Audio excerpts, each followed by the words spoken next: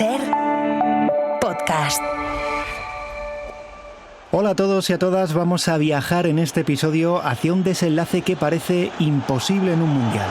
Se acaba la final con Noruega proclamándose campeona del mundo, la gran campanada del fútbol moderno, la gran campanada en este campeonato mundial que Noruega campeona en una final contra Suecia. Países Bajos se habría quedado de nuevo a las puertas en semifinales, a donde habría llegado Alemania tras un igualado partido en cuartos contra Suiza.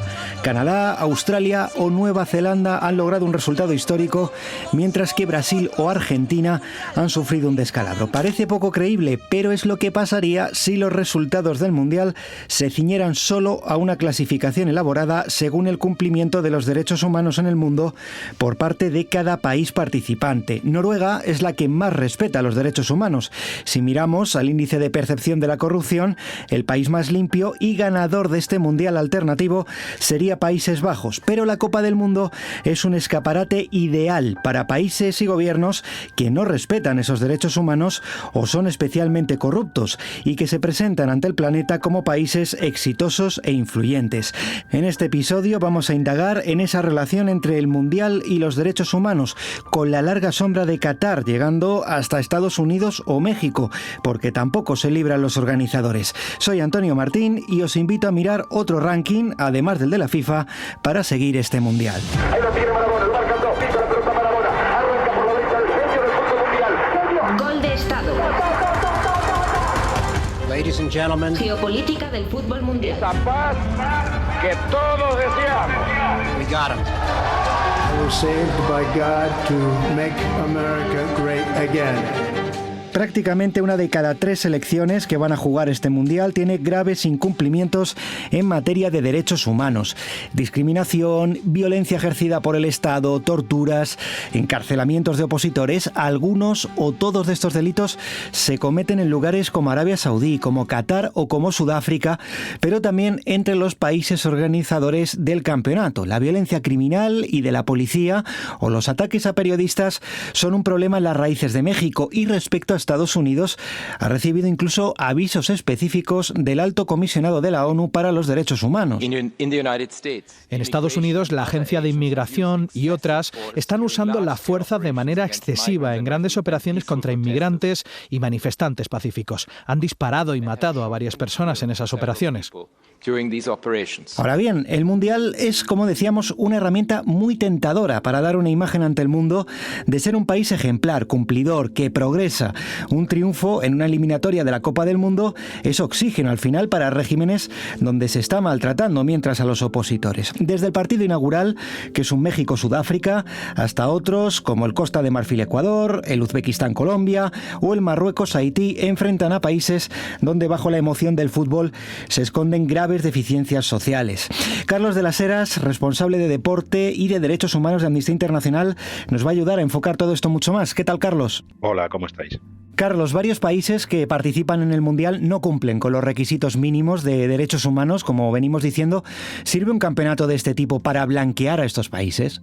Sí, evidentemente la organización del Mundial, igual que hemos visto con otros grandes eventos deportivos como los Juegos Olímpicos, los Mundiales de Atletismo, la Fórmula 1, MotoGP, el tenis o el golf, entre otros, en países donde derechos fundamentales como la libertad de expresión, la igualdad, la no discriminación y otros se enfrentan a graves restricciones, contribuye a su blanqueamiento. Pero lamentablemente esto no es algo nuevo. Lo hemos visto en mundiales de fútbol anteriores, como el de Argentina en 1978. Mientras se celebraba el torneo, decenas de opositores a la dictadura eran encarcelados y torturados a pocos metros del Estadio Monumental. O más recientemente, el Mundial de Rusia en 2018 sirvió para blanquear la imagen de un país que ya por entonces ocupaba Crimea, y como no, el Mundial de Qatar, el último Mundial de 2022, que estuvo rodeado de graves abusos que incluso llevaron a la muerte de miles de trabajadores migrantes. Ahora, el Mundial de 2026, cuyos anfitriones van a ser Estados Unidos, Canadá y México, debería ser una oportunidad para implementar un nuevo modelo en todos estos eventos de la FIFA, un modelo que respalde la protección a los trabajadores, que proteja los derechos de la infancia, que respete la libertad de prensa y que garantice que tanto trabajadores como las comunidades se benefician de este mega evento deportivo. Sin embargo, a día de hoy existen muchas preocupaciones de que esto vaya a ser así. Preocupación que incluye no solo la acción de las fuerzas de seguridad de Estados Unidos, por ejemplo, sino incluso la tentación de usar la censura, la represión de activistas o restricciones a la libertad de expresión durante el Mundial. En cuanto al activismo, hay grupos de derechos humanos que ya hemos advertido que los periodistas que cubran el Mundial pueden enfrentarse al control y a la revisión de sus propias redes sociales en los procesos de migración. Esto puede dar lugar a la denegación de entrada, pues por opiniones políticas, por vigilancia o incluso a interrogatorios en la frontera, ¿no? Lo cual puede afectar a su capacidad de informar libremente. En el pasado, el compromiso que ha firmado tener la FIFA con la libertad de expresión también se ha puesto un poco en contraposición a la imposición de normas que prohíben a los jugadores, incluso a las aficiones, hacer declaraciones políticas o relacionadas con derechos humanos en los estadios. En el 2022, en la Copa del Mundo celebrada en Qatar, se sacó de los estadios a personas que mostraban pancartas con el lema Mujer, Vida y Libertad sobre las protestas en Irán, o se confiscaron banderas arcoíris en varios estadios. Incluso a los jugadores de la selección alemana se les llamó la atención por expresar su apoyo al colectivo LGBTI. En general, la posibilidad de protestar pacíficamente sin temor a sufrir represalias está cada vez más amenazada en Estados Unidos, y esto tendrá su reflejo directo durante el Mundial. Nombrabas antes mundiales anteriores, incluso del siglo pasado. Carlos, ¿la FIFA es por tanto cómplice de este blanqueamiento de países que no respetan los derechos humanos?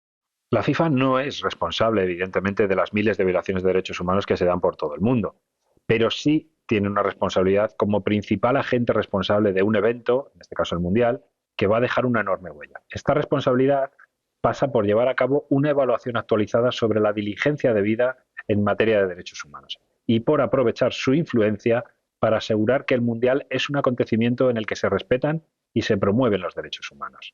De lo que sí corre riesgo la FIFA es de contribuir al blanqueo de las violaciones de derechos humanos que se dan en estos países y que sin duda tratarán de ofrecer una imagen al mundo donde seguramente no haya mención a la situación de derechos humanos. Carlos de las Heras, responsable de Deporte y de Derechos Humanos de Amnistía Internacional, gracias. Un saludo, adiós. Qatar organizó el pasado Mundial, Arabia lo va a hacer en 2034, ambos clasificados también para esta Copa del Mundo, por cierto, con vínculos indirectos con España. A Qatar lo entrena Julen Lopetegui y Arabia Saudí va a ser rival de España en este Mundial. Ya están entre los 20 países más ricos del mundo, pero el deporte es fundamental para tapar sus abusos. Ese España-Arabia del 21 de junio a las 6 de la tarde nos va a poner frente a frente a un país que está en el punto de mira de todas las organizaciones de derechos humanos. Bajo un gobierno autoritario, con la pena de muerte vigente, persiguiendo a periodistas, con detenciones arbitrarias, tortura y la Supercopa de España, allí hasta el año 2030.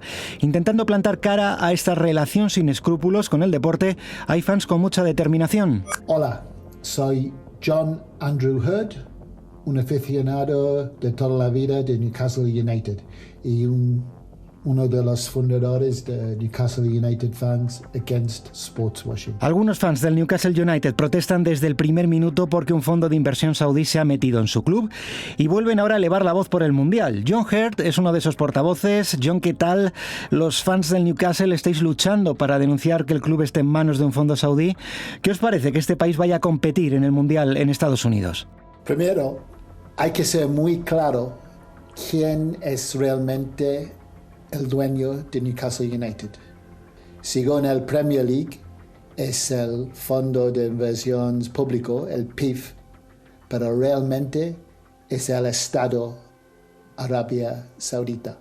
Para nosotros, el problema más importante es la relación entre FIFA y el presidente Infantino y el Estado Arabia Saudita. Por ejemplo, ahora Aramco es un sponsor, un socio de FIFA.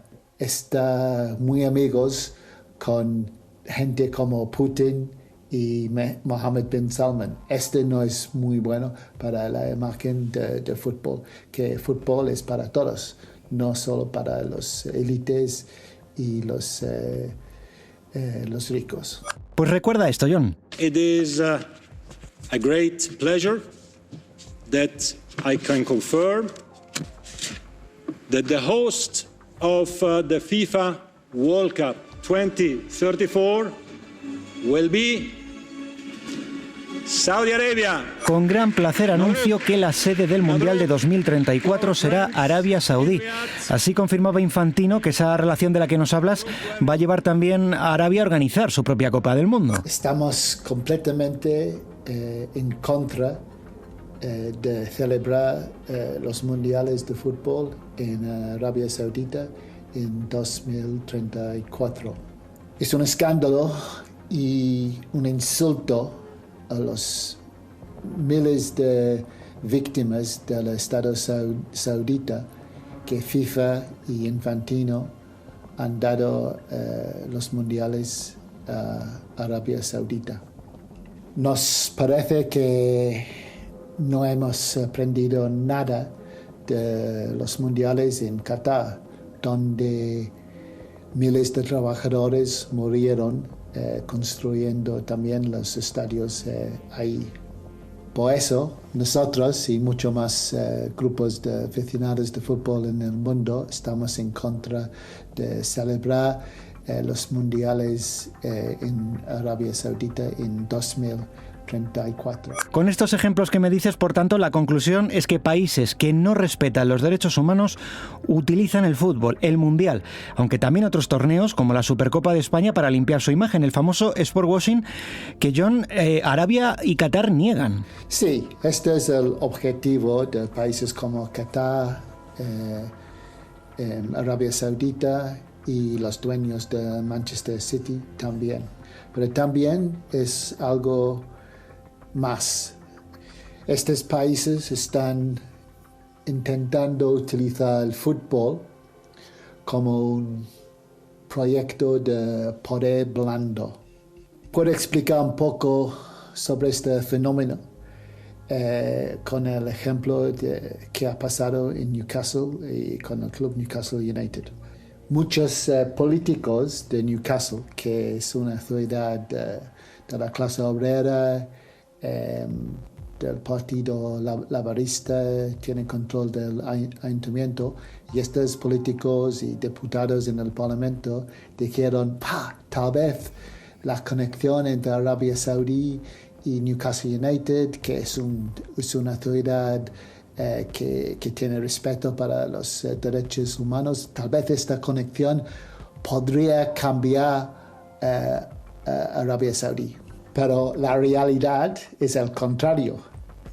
Es Arabia Saudita y los valores repugnantes de Mohammed bin Salman que ha cambiado Newcastle. España y Arabia, por tanto, se van a enfrentar entre sí en este Mundial. ¿No es un tanto vergonzosa, por tanto, para el fútbol español su relación con Arabia? Sí, para nosotros la relación entre España y Arabia es una vergüenza. Pero tampoco no es de extrañar que los ya súper ricos que controlan el fútbol español quieren su parte del pastel saudí. Los derechos humanos no importan cuando hay millones de euros en juego. Es para nosotros un sucio acuerdo que no tiene en cuenta a los aficionados al fútbol y ya vinculado al fútbol español con el despótico régimen saudí. John Heard, gracias. Hasta luego y gracias.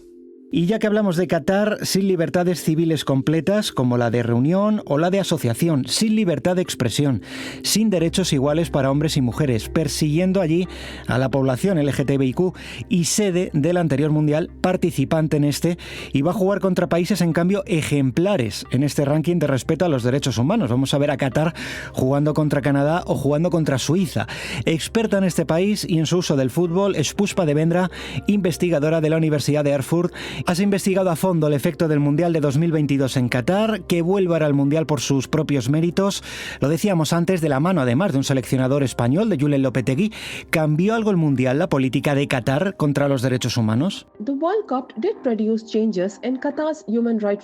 El Mundial ha provocado algunos cambios en cómo trata Qatar los derechos humanos, pero estos cambios no deben ser entendidos como una transformación profunda del sistema. Hay algunos cambios en movilidad laboral, en la introducción de un salario mínimo, el escrutinio de observadores externos, organizaciones internacionales o medios de otros países han creado incentivos para esos cambios. Pero en todo caso, son cambios para la reputación del país, pero no varían los principios fundamentales del gobierno. Qatar tiene en el fútbol una herramienta prioritaria para mejorar su imagen y tapar sus carencias, pero en tus investigaciones has llegado a la conclusión de que incluso en esa estrategia se ha olvidado, por ejemplo, de los inmigrantes que construyeron los estadios del Mundial y muchos incluso murieron allí. Diría que sí. El Mundial puede crear un movimiento de unidad colectiva, pero esta unidad no es constante y además está modelada y construida por intereses políticos. Si organizas un torneo como este con éxito, lo puedes presentar como una evidencia de progreso nacional. Sin embargo, es importante que nos preguntemos quién está incluido en este relato y quién está excluido. En Qatar, el Mundial se ha contado como una historia de éxito nacional, pero los trabajadores inmigrantes que tuvieron un papel fundamental en la construcción de los estadios han sido totalmente excluidos de esa imagen de éxito común. Esto demuestra que la unidad nacional en este contexto es selectiva y está estratificada. Profesora, ¿sería la mejor solución prohibir a países como Qatar participar en el Mundial?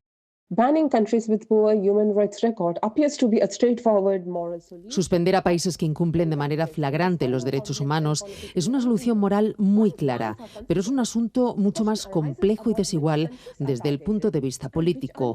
Una vez que lo planteas, entonces tienes que preguntarte qué países van a ser suspendidos y cuáles no. Muchos países pueden presentar incumplimientos de los derechos humanos, pero seamos honestos, solo algunos serían finalmente excluidos. Por lo tanto, esto crearía un doble rasero en el que las decisiones de a quién suspender reflejaría intereses geopolíticos. La clave es, por tanto, quién estaría afectado por una decisión así. En la mayor parte de los casos, al final, serían los deportistas y los aficionados, no las élites responsables de las malas políticas. Profesora Pushpa Devendra, gracias.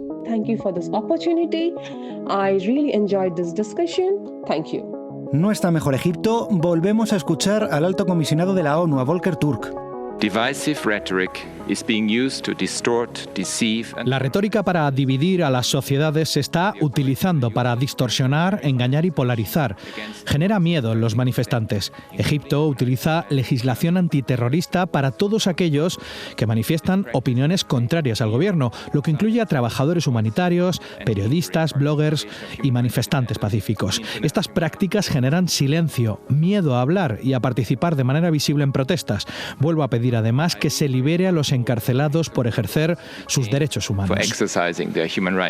Sudáfrica sigue siendo escenario de violencia policial, problemas de seguridad o asesinatos de mujeres, pero su presidente, que es Cyril Ramaphosa, sabe lo que significa un mundial para su país. Just know that you are representing 62 million people of South Africa. Recordad que representáis a 62 millones de sudafricanos, decía a los jugadores después de explicarles las emociones que sienten esos millones de personas por el fútbol.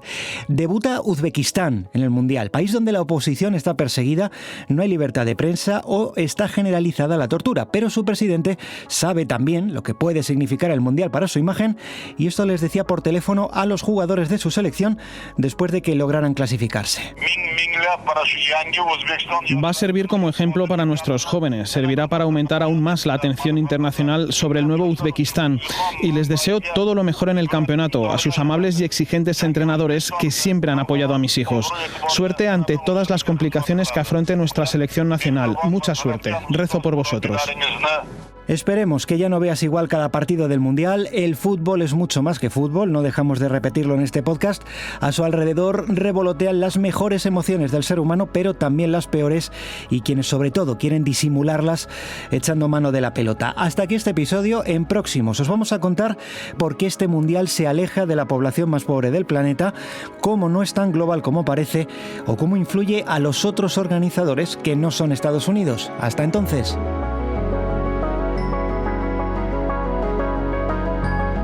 Gol de Estado, geopolítica del fútbol mundial.